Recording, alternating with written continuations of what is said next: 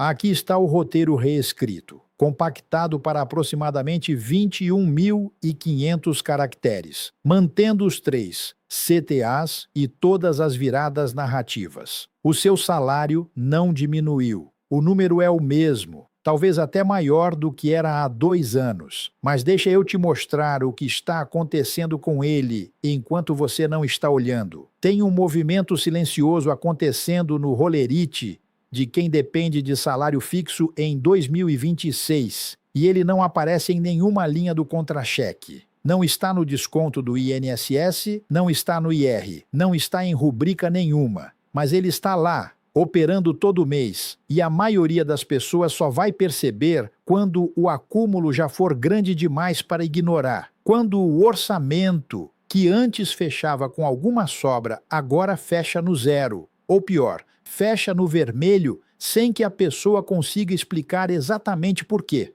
Até o final deste vídeo, você vai saber exatamente o que está corroendo o salário fixo agora, onde está o ponto de virada e qual é o primeiro movimento que muda a trajetória. A última parte é a que muda tudo, porque ela revela por que duas pessoas com o mesmo salário, na mesma cidade, com a mesma profissão, terminam em lugares completamente diferentes depois de 10 anos. Não é sorte, não é herança, não é talento. É uma sequência que uma aprendeu e a outra não. Fica comigo até lá. Eu aprendi o que sei sobre dinheiro antes de ter dinheiro. Comecei engraxando sapato com 9 anos no centro de São Paulo. Não tinha carteira assinada, não tinha 13º, não tinha ninguém para me explicar o que era cupom de dividendo ou taxa Selic. O que eu entendi de patrimônio, aprendi observando quem tinha e observando quem perdeu. E o padrão que eu vi se repetir por décadas é sempre o mesmo. A ilusão de estabilidade cobre o movimento de erosão que acontece por baixo. A pessoa se sente segura porque o número aparece todo mês e enquanto ela se sente segura, o processo avança. Não tinha herança para me proteger, não tinha rede de contatos. O que eu aprendi foi na observação silenciosa de quem chegou lá e de quem ficou para trás. E o que separa um do outro nunca foi o valor do salário. Foi o que acontecia com ele depois que entrava. E mais especificamente, foi quem conseguiu enxergar o movimento invisível antes que ele acumulasse dano demais. O loop que se abre aqui é este. O que exatamente está acontecendo com o salário fixo em 2026? Por que está acontecendo com uma intensidade diferente agora? E o que separa quem vai sair desse ciclo de quem vai passar mais uma década dentro dele sem entender por quê? Vamos cobrir os três. E vamos começar pelo erro que trava a maioria das pessoas antes mesmo de começar. O erro mais comum é achar que o problema é o tamanho do salário, que se ganhasse mais, ficaria mais, que o próximo reajuste vai resolver o que o anterior não resolveu. Essa lógica parece óbvia, parece honesta, e é exatamente por isso que ela mantém tanta gente parada. Porque quando o salário sobe, as despesas sobem junto, e sobem mais rápido, e sobem de formas que a pessoa não consegue nomear de imediato. O plano de saúde que cabia no orçamento de R$ 3.000 já não cabe no de 5.000 porque a família cresceu, o plano melhorou, o reajuste anual veio acima da inflação oficial. A parcela do carro apareceu junto com o aumento. O apartamento que ficou ao alcance veio com condomínio que reajusta. IPTU que sobe, manutenção que aparece. A escola das crianças tem reajuste em janeiro que ninguém avisa com antecedência real. As assinaturas que foram adicionadas uma por mês chegam juntas na fatura e ninguém mais sabe quantas são. O problema nunca foi o valor do salário, foi a estrutura que ficou sempre para trás enquanto ele subia. O verdadeiro problema tem nome: indexação assimétrica. Os seus ganhos são fixos, esperando o próximo reajuste que pode vir ou não, que quase nunca é mensal e que quase nunca acompanha o que você realmente perdeu no período entre um e outro. As suas despesas são variáveis. atreladas à inflação real, não ao IPCA que sai no jornal, mas à inflação do mercado onde você faz compra, do plano de saúde que você usa, da energia elétrica que você consome, do condomínio que reajustou por fora de qualquer tabela oficial. Enquanto o salário fica parado esperando o calendário de reajuste, tudo ao redor sobe em velocidade própria, sem avisar. E existe um agente que lucra diretamente com esse desequilíbrio: o sistema financeiro. Quando o salário não cobre o mês inteiro, você vai para o rotativo. Não é uma decisão de luxo, é uma decisão de sobrevivência do orçamento. Quando o rotativo abre, o banco recebe um dos juros mais altos do mundo, embutido na fatura que você mal lê, porque o número do pagamento mínimo é o que fica visível na tela. O mínimo parece administrável. O saldo devedor cresce sozinho, mês a mês, sem nenhuma nova compra. Você paga todo mês e deve mais do que devia no mês anterior. Isso não é azar, é o modelo funcionando exatamente como foi desenhado.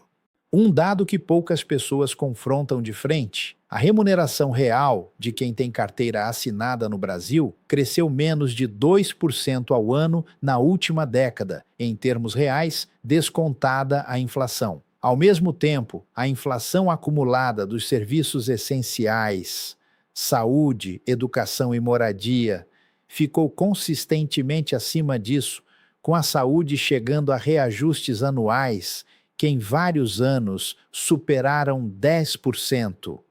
O contra-cheque sobe. A vida não espera. Em 2026, esse processo acontece com uma intensidade maior do que em ciclos anteriores, por 3 razões que se somam. Primeira, o custo do crédito no Brasil permanece entre os mais altos do planeta, então qualquer deslize no orçamento custa muito mais. Segunda, a inflação de serviços, que é o tipo que mais afeta quem ganha salário fixo, se mostrou mais persistente do que a inflação de bens. Terceira, o mercado de trabalho formal cresceu no número de vagas, mas não acompanhou com crescimento equivalente de salário real. Mais pessoas empregadas com carteira, com salário que compra menos do que comprava. O número na cártula sobe, o poder real recua. Antes de seguir, preciso te falar de uma coisa que trava quase todo mundo que me escreve querendo organizar a vida financeira. A pessoa sente que o salário encolheu, quer começar a guardar alguma coisa, já pensou em investir, mas no fim do mês não sobra um real porque existe um vazamento operando silenciosamente. E o maior deles é o rotativo do cartão, que cobra um dos juros mais altos do Brasil e leva todo mês justamente o dinheiro que poderia estar ficando e começando a trabalhar. Enquanto esse furo está aberto, não importa se o salário sobe, porque o custo do juro sobe junto ou mais rápido. É como encher um balde com furo no fundo. Você pode aumentar a torneira. O resultado não muda enquanto o furo não fechar. Foi por isso que eu organizei um material chamado Não Seja Refém dos Bancos. É um guia direto que mostra a ordem certa de quitar, atacando primeiro a dívida mais cara, onde o estrago acontece mais rápido e onde o banco lucra mais com a sua inércia. A Cláudia, de 49 anos, vivia pagando o mínimo todo mês. Ela não tinha uma dívida enorme, não tinha feito nenhum gasto absurdo, mas o saldo nunca diminuía. Todo mês ela pagava o mínimo e via o número subir levemente, como se a dívida respirasse enquanto dormia. Quando ela mapeou os vazamentos, fechou alguns menores e jogou o que sobrou no rotativo na ordem certa. Em alguns meses, saiu do pagamento mínimo pela primeira vez em anos. O que ela me disse foi exatamente isso. Pareceu que o salário finalmente voltou a render. Não era o salário que tinha mudado. O furo havia fechado. Dentro do material você tem o raio-x das suas dívidas passo a passo, as frases para negociar de igual para igual com o banco, buscando desconto e juro menor, e o plano de 12 meses para zerar tudo na ordem certa, não na ordem que parece intuitiva. mas na que a matemática dos juros compostos indica. O link está no primeiro comentário fixado, aquele lá em cima. E para você ter ideia do que representa, o que ele custa costuma ser menos do que um único mês de juro que o rotativo tira de você. Quem deixa para depois paga esse juro de novo na próxima fatura e na seguinte. Quem resolve hoje começa a liberar esse dinheiro já no mês que vem. Pega o seu ali no primeiro comentário e volta aqui, porque o que vem agora é exatamente a sequência que faz o salário parar de encolher. Existem 4 movimentos que separam quem sai desse ciclo de quem fica dentro dele. Não dependem de herança, não exigem renda alta para começar, exigem sequência. E a sequência é o que ninguém ensina porque ela contraria o instinto. E o instinto, quando o assunto é dívida e dinheiro, mente com consistência impressionante. O primeiro movimento é o raio-x do vazamento real. Antes de qualquer decisão sobre onde investir, antes de comparar renda fixa com variável, o primeiro passo é mapear onde o dinheiro sai sem decisão consciente. Não é construir um orçamento em aplicativo, é identificar o que você chama de despesa fixa, mas que na verdade é uma sangria silenciosa. O mínimo do rotativo que você paga todo mês e que não zera o saldo nunca. A assinatura de streaming que continuou debitando depois que você parou de acessar. O seguro contratado junto com o financiamento que você não escolheu ativamente. O financiamento que ainda tem anos pela frente e que você parou de calcular quanto custa por mês só em juros porque olhar para o número inteiro dói demais. Essas saídas não parecem grandes. Um streaming são 20 e poucos reais. Um seguro embutido são 35. O mínimo do cartão que não zera são 120. Somadas, elas formam o furo no balde. E quem investe com o balde furado está fazendo um esforço real, está abrindo mão de alguma coisa no presente e está perdendo tudo isso por baixo, porque o juro do outro lado é mais rápido do que qualquer rendimento de aplicação conservadora. Conheço um gerente de logística do interior de São Paulo, 54 anos, que ganhou 3 promoções em 8 anos. O salário foi de 3.200 para 5.800. Cada promoção abriu espaço para uma decisão que o sistema inteiro incentivou. Carro melhor, porque havia margem. Plano mais completo, porque a família cresceu. Apartamento maior, porque o financiamento ficou acessível com o novo Rolerite. E cada decisão chegou com parcela mensal, reajuste anual, custo fixo novo que ficou. O salário subiu 3 vezes, as saídas subiram mais rápido nas 3 vezes. Quando perguntei a ele qual era o número exato do que saía por mês entre parcelas, seguros, mínimos e assinaturas, ele ficou em silêncio. Então disse que nunca tinha juntado tudo num número só. Que sabia de cada coisa separada, que cada decisão tinha feito sentido quando foi tomada, mas que nunca tinha somado. Quando somou, o número era maior do que a diferença entre o salário de 3.200 e o de 5.800. Ele tinha ganhado menos do que pensava e perdido mais do que percebia. Ninguém sabe sem mapear. O instinto mente sobre onde o dinheiro vai. Mente com precisão e com consistência. O segundo movimento é a inversão da ordem, e é aqui que a maioria erra de forma mais cara. Quando alguém decide sair das dívidas, o instinto quase universal é atacar a maior primeiro. O maior número incomoda mais, parece o problema principal. É o contrário. A dívida que mais destrói patrimônio não é a maior, é a mais cara. O rotativo do cartão, que cobra juros altíssimos ao mês, devora mais dinheiro em 12 meses do que um financiamento de carro com taxa baixa em 3 anos completos. Isso não é impressão, é aritmética. A matemática dos juros compostos, quando trabalha contra você, não olha para o valor principal, ela multiplica a taxa. E a taxa do rotativo é um dos números mais agressivos de toda a economia brasileira.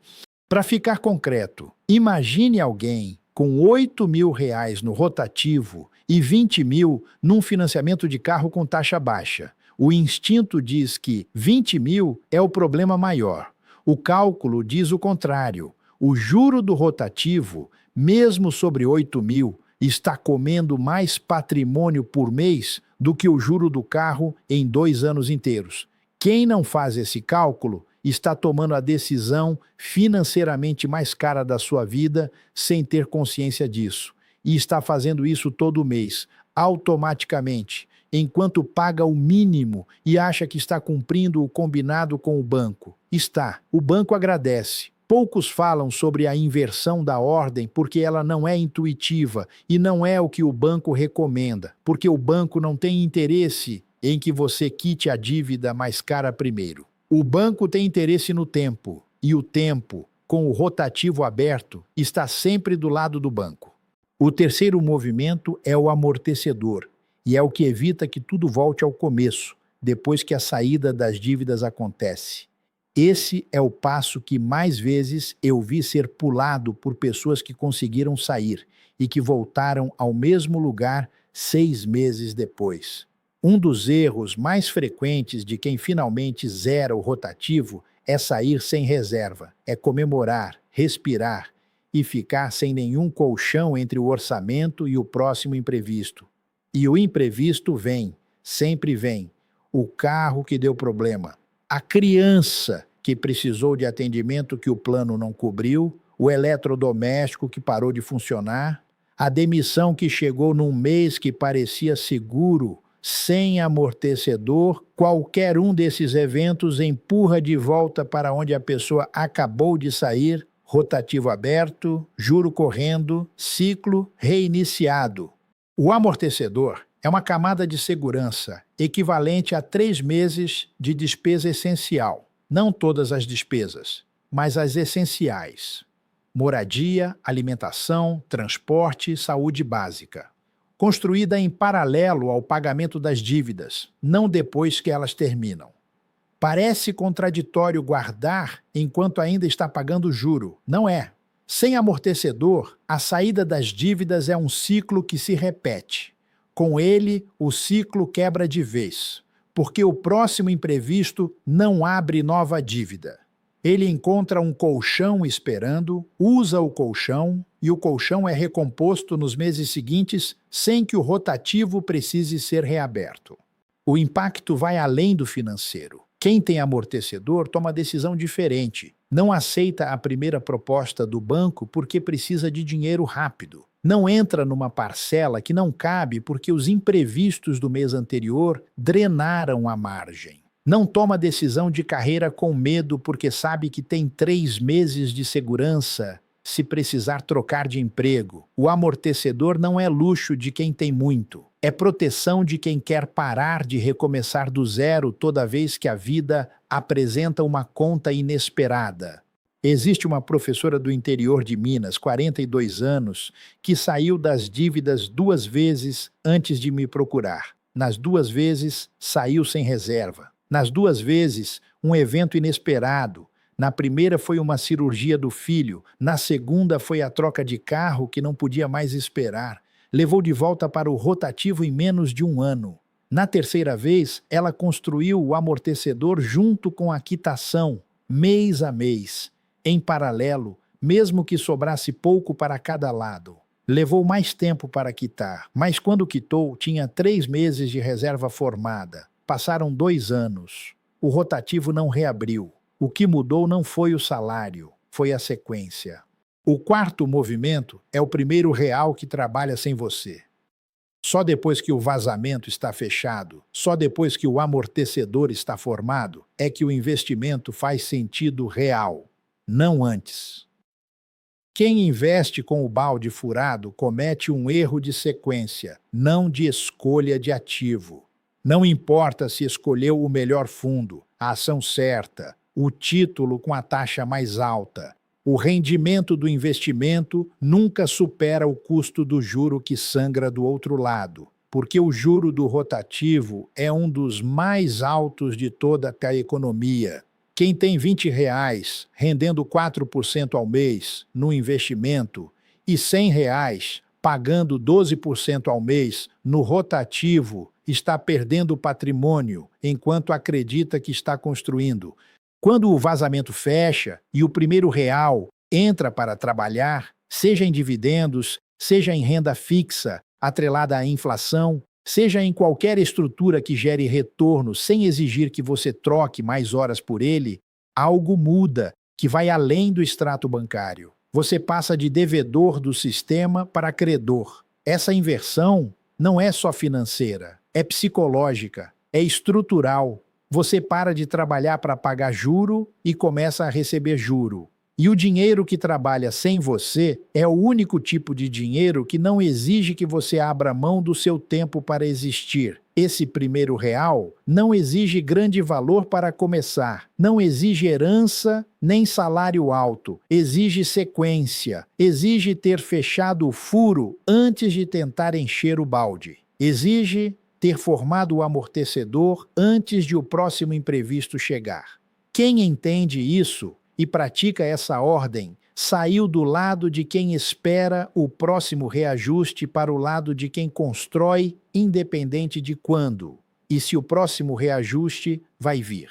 Aliás, se em algum momento você se interessou pelo material que mencionei antes, o link do Não Seja Refém dos Bancos continua ali no primeiro comentário fixado. Dá uma olhada quando puder e segue aqui, porque o que vem agora muda a forma como você enxerga tudo isso. Não só as dívidas, não só o salário, mas a crença inteira sobre o que é segurança financeira. A crença mais difícil de desfazer em quem tem salário fixo é esta: segurança é não dever nada e receber todo mês. Essa definição foi construída para uma economia que não existe mais. Foi passada de pai para filho, numa geração em que o emprego durava décadas. O reajuste acompanhava a inflação e os gastos essenciais não subiam mais rápido do que o rolerite. Num ambiente onde o custo de vida sobe mais rápido do que o reajuste salarial, onde o sistema financeiro lucra com quem fica parado e onde a aposentadoria pública paga cada vez menos em termos reais, não dever nada e receber todo mês é o piso, não o teto. Existem duas formas de entender isso. A primeira é intelectual. Você lê, você concorda, você fecha o vídeo e nada muda porque a crença continua lá por baixo, operando nas decisões do dia a dia. A segunda é visceral. Você encontra alguém que tinha o mesmo salário que você, fez a sequência e 10 anos depois recebe de dividendos o que você recebe de salário. E aí a crença abala de uma forma diferente. Não porque alguém explicou melhor, porque você viu.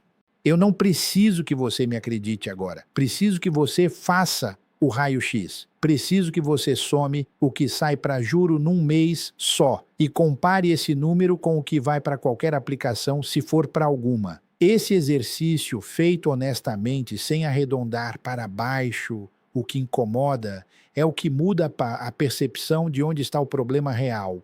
E o problema real, na esmagadora maioria dos casos de quem tem salário fixo no Brasil hoje, não é o tamanho do salário, é o furo que o sistema abriu no balde enquanto a pessoa estava olhando para o número do rolerite. Segurança não é o salário que chega todo mês. Segurança é a distância entre você e a necessidade dele. Quanto maior essa distância, mais livre você é para tomar decisão de carreira, de família, de saúde, de tempo. Ela não se constrói com aumento de salário, constrói-se com estrutura, com a sequência que fecha o vazamento, forma o amortecedor e coloca o primeiro real para trabalhar sem você. Essa sequência não começa quando você ficou endividado.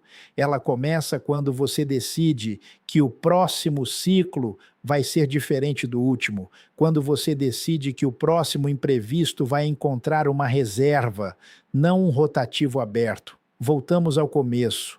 Ao rolerite que chega com o mesmo número, mas não estica mais até o final do mês. A conta que fecha no zero ou passa um pouco para o vermelho sem que a pessoa consiga nomear o que mudou. A sensação de estar trabalhando igual ou mais do que antes e chegando no mesmo lugar ou pior. A pergunta que fica não é se o salário vai aumentar. A pergunta é: o que você vai fazer antes que o próximo reajuste chegue ou antes que ele não chegue? Porque enquanto você espera, o processo que descrevemos aqui segue avançando sem pausa. A indexação assimétrica não pausa porque você está ocupado. O rotativo não pausa porque você teve um mês difícil. O tempo não pausa porque você está planejando começar no mês que vem. Quem ficou até aqui já sabe onde está o nó. Sabe que o nó tem endereço específico. É o vazamento que precisa ser fechado antes de qualquer outra decisão financeira. Sabe que a sequência existe, que ela é replicável, que ela não exige herança nem salário alto para começar. E sabe que a diferença entre quem muda de lado e quem fica no mesmo ciclo não é o valor do salário. Nunca foi. É a decisão de fechar o furo antes de tentar encher o balde. É a decisão de construir o amortecedor antes de o próximo imprevisto chegar. É a decisão de colocar o primeiro real para trabalhar sem você. Se você quer dar esse primeiro passo com um guia que mostra a ordem certa, a ordem que a matemática dos juros compostos indica, não a que o instinto sugere. O link do Não Seja Refém dos Bancos está no primeiro comentário, aquele fixado lá em cima. E se este vídeo te ajudou a enxergar algo que você sentia, mas ainda não tinha conseguido nomear, considera se inscrever no canal. Tem muito mais aqui sobre como fazer o dinheiro parar de trabalhar contra você e começar a trabalhar por você. Não porque o salário ficou maior, mas porque a estrutura ficou diferente. O próximo passo é seu.